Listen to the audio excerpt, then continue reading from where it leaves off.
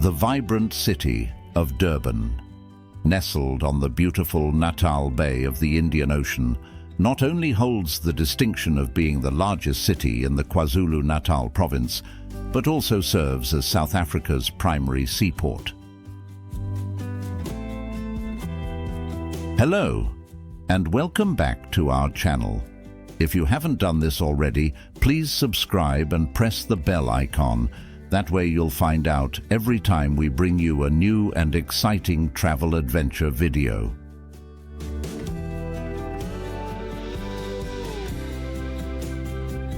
This area is known for its deep-rooted history, which traces back as far as 1497.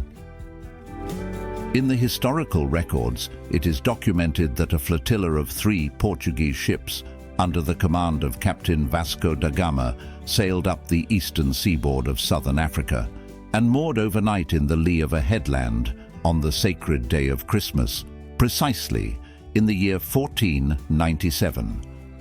The area was named Terra Natalis, which translates to Christmas in Portuguese, because of this very reason.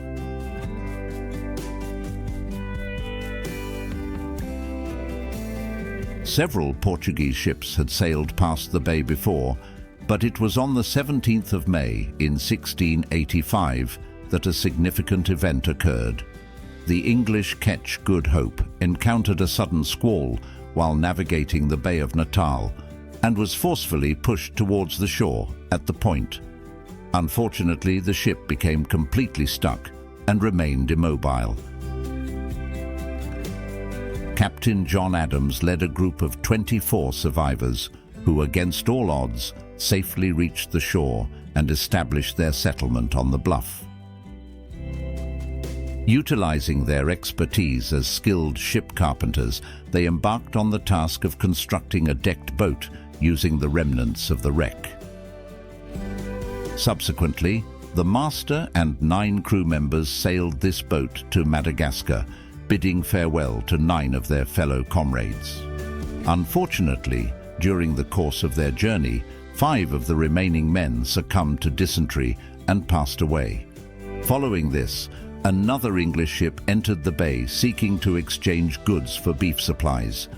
It departed later with 4 additional survivors, leaving behind the last 5 men who, presumably, decided to stay and build new lives alongside their newfound families.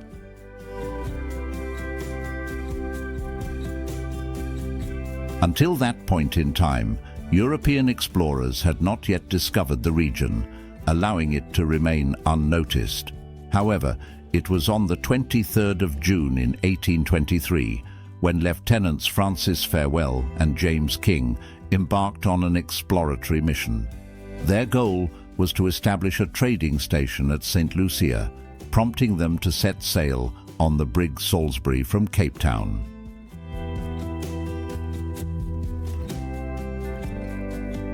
After their unsuccessful attempt to dock, they made the decision to turn around, only to encounter a powerful storm in the Bay of Natal.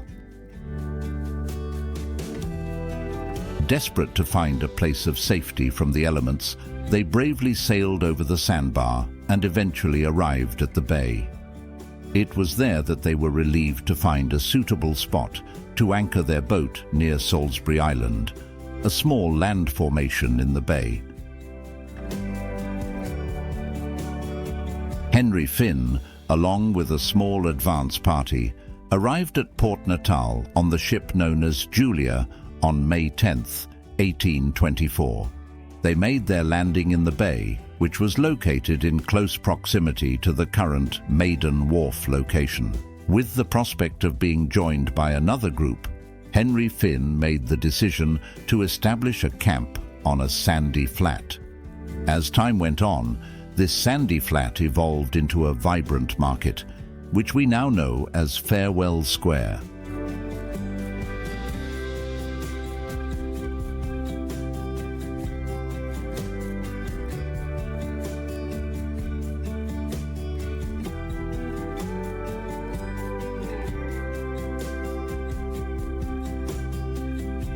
The long-awaited second party, led by Francis Farewell, finally arrived in the month of July on the Antelope.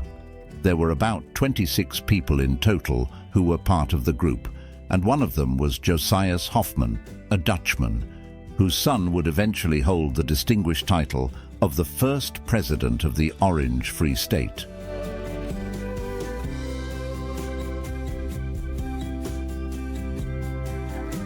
Henry Finn had already established communication with Shaka, the formidable Zulu king, whose dominion encompassed the Bay Area prior to this event, and found himself in the position of introducing Francis Farewell to the esteemed Zulu court, an opportunity of great importance.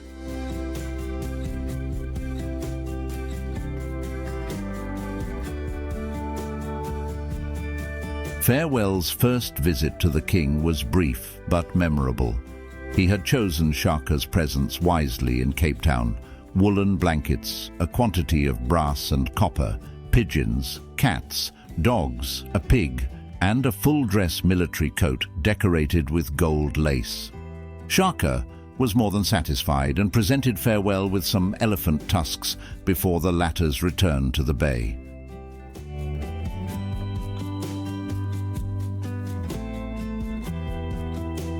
By now, Farewell was increasingly confident of success and could see his dream of a trading settlement slowly becoming a reality. He returned to the royal capital in August, and a deed was drawn up, ceding about 6,500 square kilometers of land at Port Natal to F.G. Farewell and Company.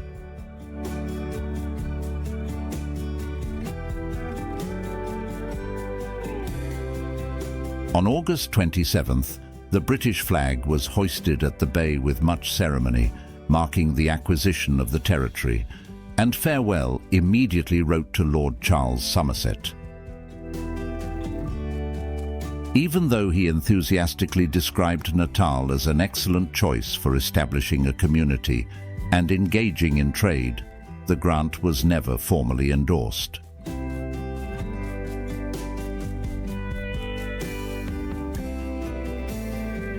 In 1834, Cape Town merchants submitted a petition requesting the formation of a British colony in Natal. However, they were informed that the Cape's finances did not allow for the establishment of a new territory. Nevertheless, the merchants sent a team led by Dr. Andrew Smith to investigate the potential of the region, and his positive report convinced a group of Boers, including Petes and Jan Bunkies, to join the expedition.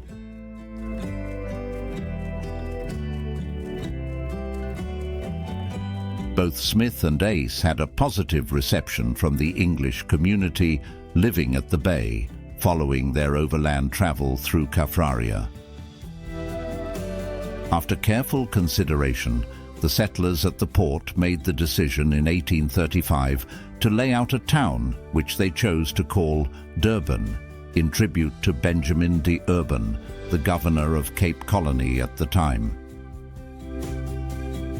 Meanwhile, the settlers, totaling around 50 in number, drafted a letter to the governor to highlight their status as recognized leaders of a significant area located south of the Tugela River. They requested the official declaration of this territory as a British colony, along with the appointment of a governor and council. No official response was received for any of these requests. The succeeding wave of immigration was driven by voortrekkers who sought refuge from British rule in Cape Colony and subsequently displaced the English settlers at Port Natal.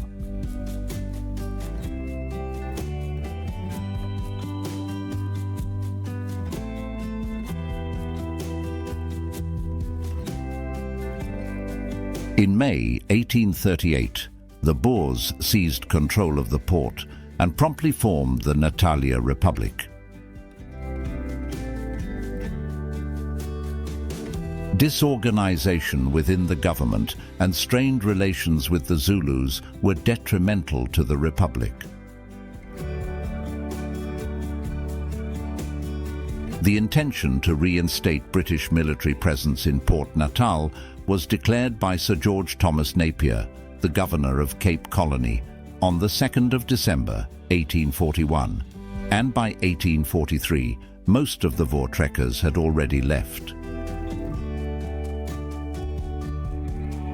Natal officially became a British colony in 1843, and in 1844 it was placed under the governance of the Cape Colony.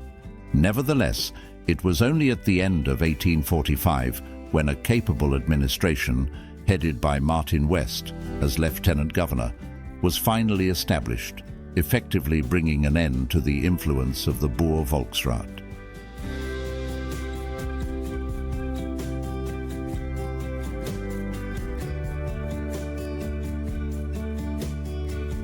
Between 1848 and 1851, the settlement at Port Natal enjoyed a prosperous phase characterized by a thriving trade in various goods.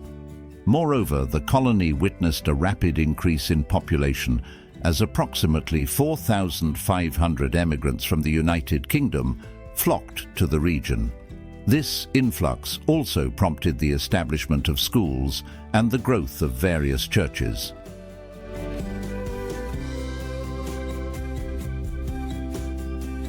The expanding trade necessitated the improvement of Durban, the sole port in Natal, prompting the colonists to increase their efforts.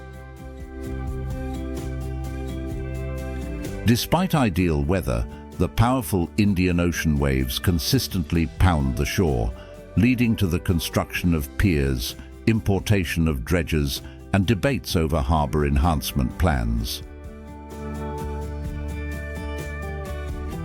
Harbour works were begun in 1857, and for many years there was a significant investment of labour and funds dedicated to deepening the channel at Durban's Bar, all to facilitate the entry of steamships into the harbour. Nevertheless, the work of enhancing the harbour persisted with enthusiasm, leading to a significant accomplishment in 1904 when the port became accessible to the largest ships. Simultaneously, the Natal Railway Company was continuously expanding the railway system.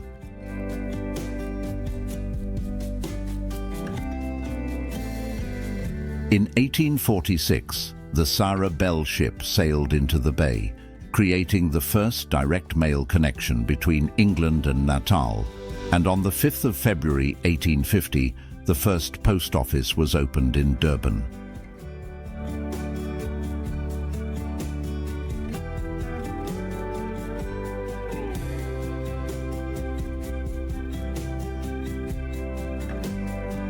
In 1851, with funds running low, the colonial government attempted to annex land on the Berea.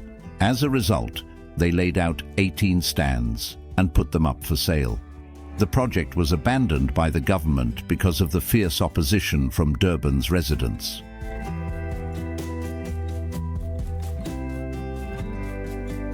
At the same time, a survey was conducted on 46 acres of land near the Umbilo River to create space for small holdings for black farmers. Pinetown Village was surveyed on Salt River Port Farm, previously belonging to Andries Martinus Laas.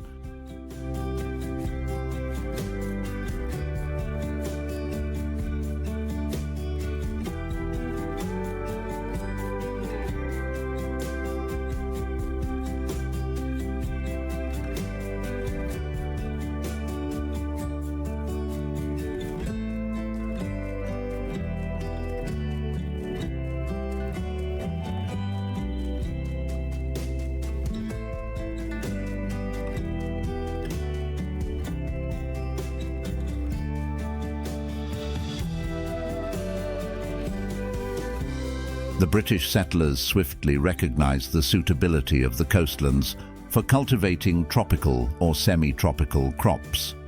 Sugar, coffee, cotton and arrowroot were introduced in 1852.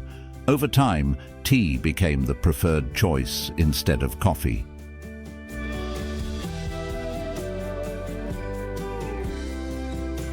The first steamship, named the Sir Robert Peel, arrived in Durban harbour on the 13th of August 1852 and was welcomed by the town's residents. Additionally, the Natal Mercury newspaper was launched in Durban during the same year. The sugar industry gained significance after the Jane Morris arrived in Durban with 15,000 cane tops from Mauritius, prompting plantation owners to seek a large labour force. Since the natives did not come forward in sufficient numbers to volunteer, the only option was to resort to recruiting labour from India, and the first Indian labourers reached Natal in 1860. Initially brought as indentured labourers, they were later granted the opportunity to remain and establish roots in the colony after fulfilling their contract.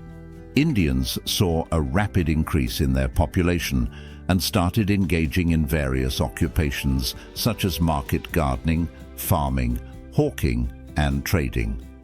Out of all the South African states, Natal was the only one to embrace Indians.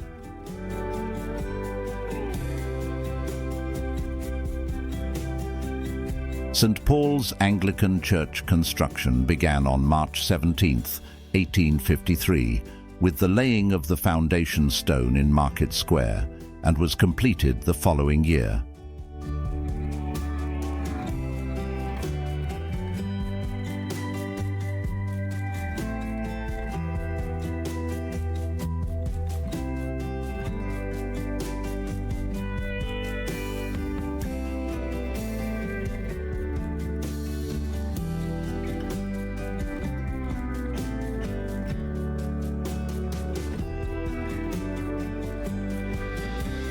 Mrs. Hall was hired as the library attendant for a yearly salary of £12.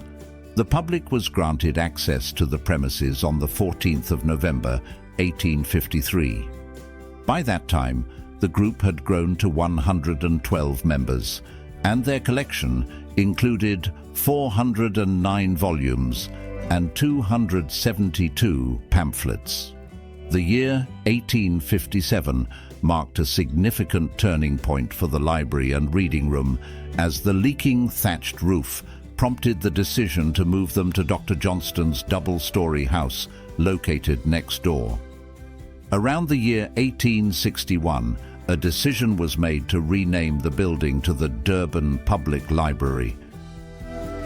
Positioned at the junction of West Street and Gardner Street, Durban City Hall is renowned as the city's second national monument, tracing its roots back to the colonial period. Originally serving as the town hall from 1885 to 1910, the Victorian building has since been repurposed as the main post office.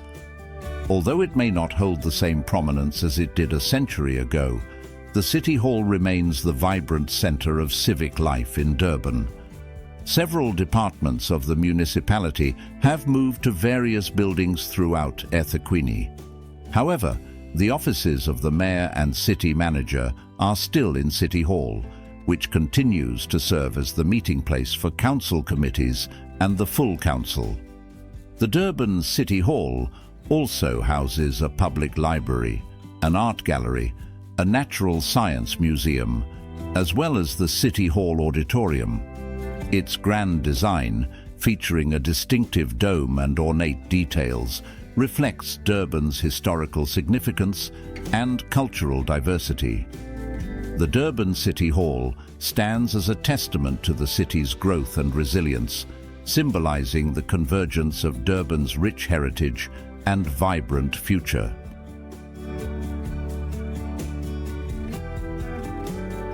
Construction was completed on the Natal Government Hospital, Durban's first such facility, near the current site of the Supreme Court on the Esplanade. The establishment of Addington Hospital on Erskine Terrace in 1879 marked the replacement of it. It became the primary facility for admitting casualties from the Anglo-Zulu War of 1879. The name Addington is derived from the estate of B.W.H. Addison, who was the original superintendent of the hospital at its present site in 1878. According to another perspective on the name's origin, it is believed that in 1860, a friend of Mr. Addison was given the task of constructing a township in Durban, which was to be named Addington Township. The hospital complex was continuously being expanded, and the current version of the hospital was finished and officially inaugurated on the 10th of November, 1967. If you stand in a high-rise building and gaze towards the sea, you'll notice the remnants of the Ovington Court, a merchant ship weighing 4,500 tons.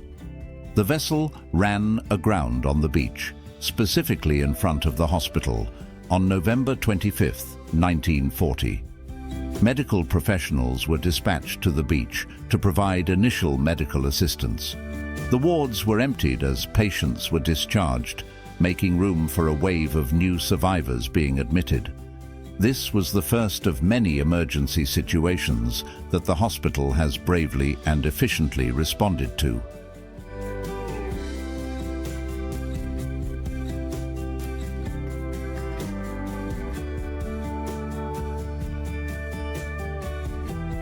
Durban's most prominent natural landmark is the promontory on which Bluff is situated. Consequently, it most likely served as a significant visual point of reference for sailors navigating towards Durban Harbour. A relic of a bygone era, the Bluff promontory showcases the remnants of a once vast coastal dune system that spanned across KwaZulu Natal millions of years ago. Navigation and military functions have been the main purpose of the region since the mid-1800s, leading to the preservation of the native vegetation in the area. Between 1907 and 1975, a whaling station operated on the exposed southeast side of the Bluff.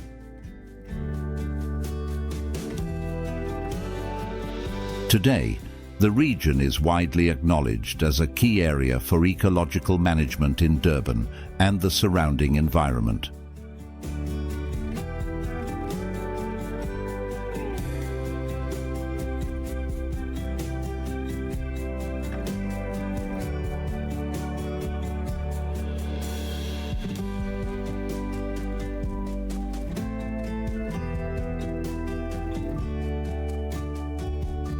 The first lighthouse in Durban, which was built on the Bluff, started construction in November 1864. Colonial engineer Peter Patterson designed the structure, which was finished in January 1867. In the beginning, a ship's lantern was used as a signal light until 1869, when a proper signal light was finally installed. At the beginning of World War II, the original lighthouse was demolished for military purposes.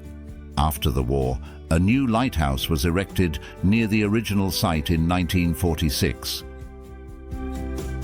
Wentworth and Merebank are the two main residential suburbs situated at the south end of the Bluff. There are several industries scattered among the residential areas, including two major oil refineries, Sapref and engine facilities, the Mondi paper mill, and various smaller factories.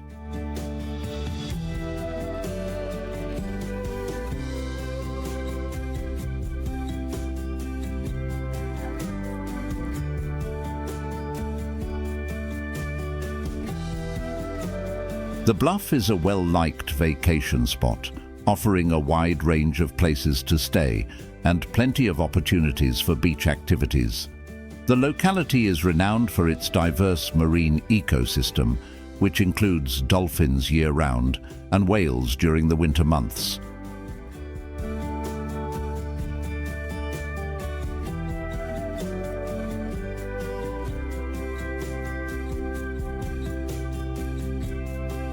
The area offers visitors access to 6 beautiful beaches, including Anstey's, Brighton, Cuttings, Garvey's, and Treasure Beach. While Anstey's and Brighton beaches are the top choices among these, with Anstey's Beach having 2 pools and Brighton Beach having 3 pools and a tidal pool. The remaining beaches along the Bluff are mostly undisturbed and keep their serenity.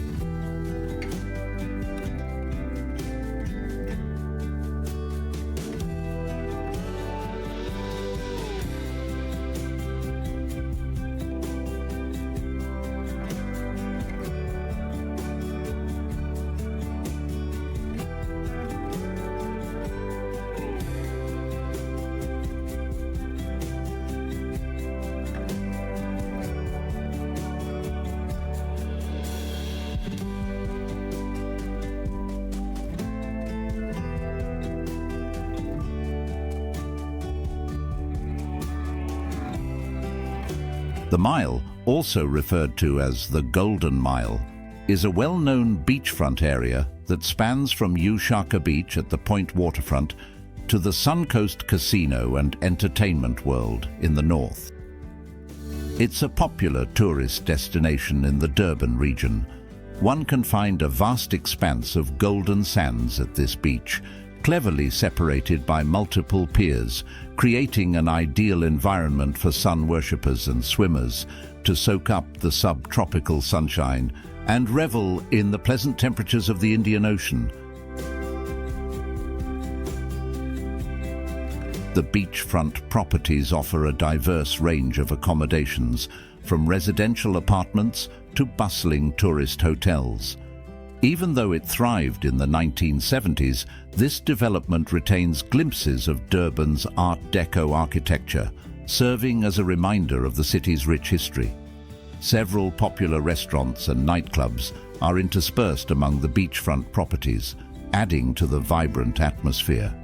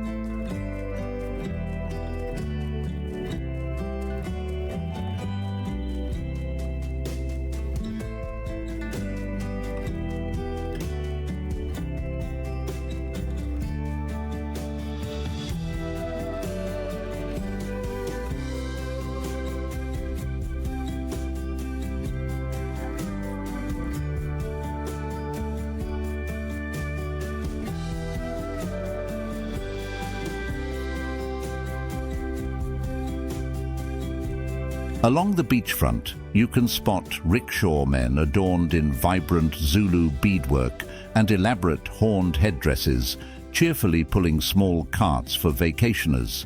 In the past, the city boasted a thriving community of over 20,000 registered rickshaw pullers. Today, only a small group of men keep the tradition alive.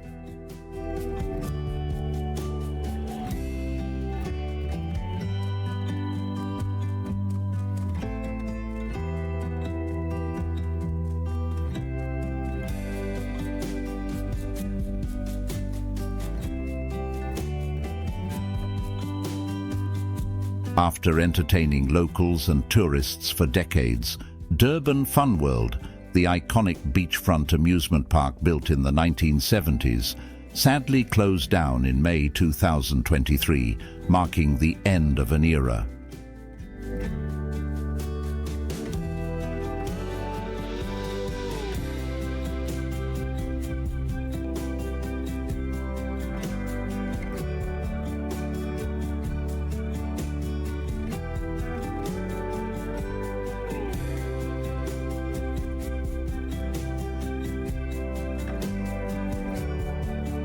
Natal Command, situated in Durban, served as the headquarters for the South African Army. In the 1980s, it took on the crucial role of ensuring regional security, serving as the primary command center for military operations in support of the police.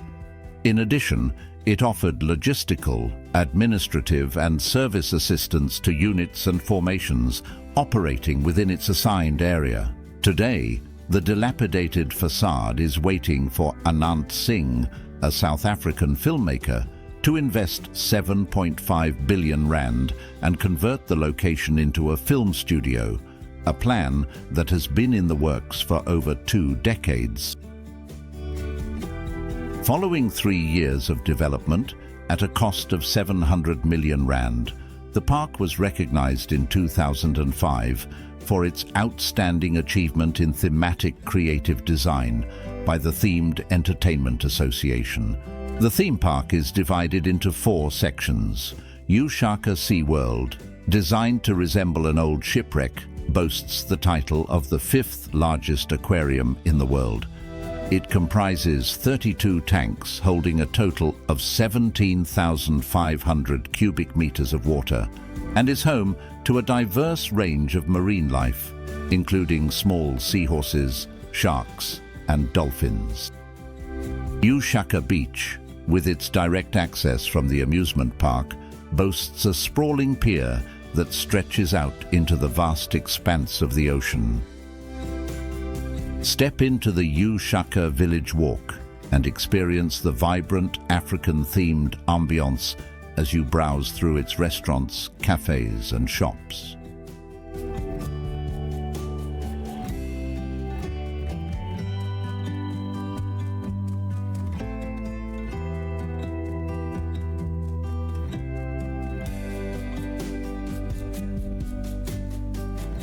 The Moses Mabhida Stadium, named after Moses Mabhida, a former General Secretary of the South African Communist Party, was chosen as one of the host stadiums for the 2010 FIFA World Cup.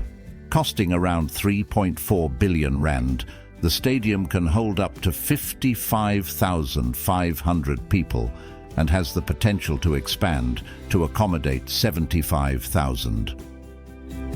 Somewhat reminiscent of the famous Wembley Stadium Arch, a 350-meter-long free and 105-meter-high span arch holds up the roof of the stadium.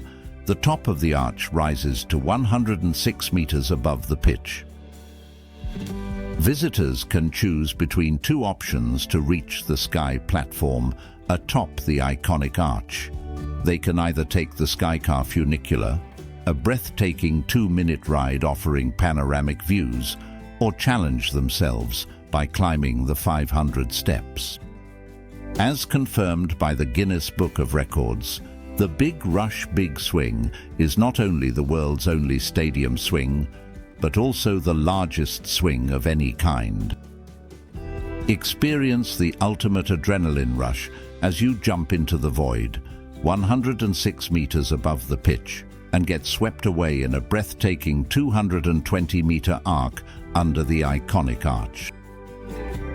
We were deeply disappointed to learn that our plans to explore these sites would not come to fruition, as access would not be restored anytime soon due to the lack of maintenance. The old fort is one of these historical gems. Constructed in 1842 by Captain Thomas Charlton Smith's troops, it served as a crucial element of the British Empire's visibility campaign to counter the Boers' attempts to establish a republic in Natal. The facility was equipped with an arsenal and barracks in 1858, and troops were stationed there until 1897. It was neglected for some time until Colonel Molyneux revamped the building and its gardens. Even today, these serve as evidence of the incredible effort he put in and the historical importance of the old fort. The recognition of its importance led to its declaration as a national monument, with the responsibility for its upkeep shared by the Durban City Council, the Historical Monuments Commission, and the Royal Durban Light Infantry Comrades Association. In the garden, visitors will find many memorials and other historical attractions, adding depth and significance to the surroundings. The diverse trees and blooming flowers in the forest add an extra layer of enchantment, making it even more enticing to explore on foot. As visitors explore, they are greeted by helpful plaques that offer intriguing details about the old fort and its rich past. Now serving as retirement accommodation for ex-soldiers and their wives, the old barracks rooms have been beautifully renovated to provide a cozy and welcoming atmosphere. The little chapel on site takes visitors on a historical journey with its numerous tablets and brasses, honoring notable figures like Dick King and John Ross.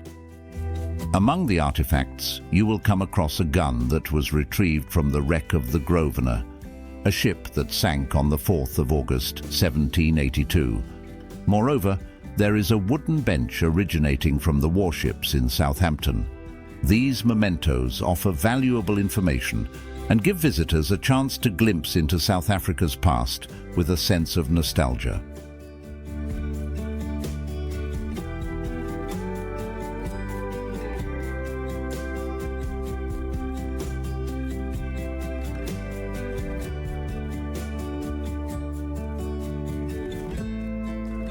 In conclusion, Durban is a city that embraces a diverse range of cultural traditions and influences, which are vividly displayed in its architecture, artwork, music, and festive celebrations.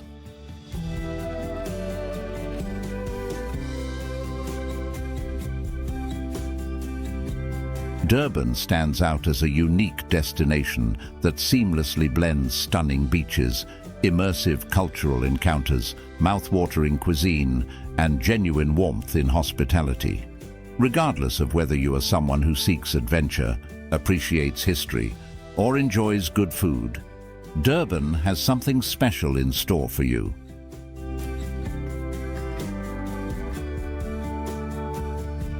We hope you enjoyed this video and found it informative and entertaining. Please like, subscribe to, and share our videos. Your support means the world to us, and it allows us to continue creating valuable content for you.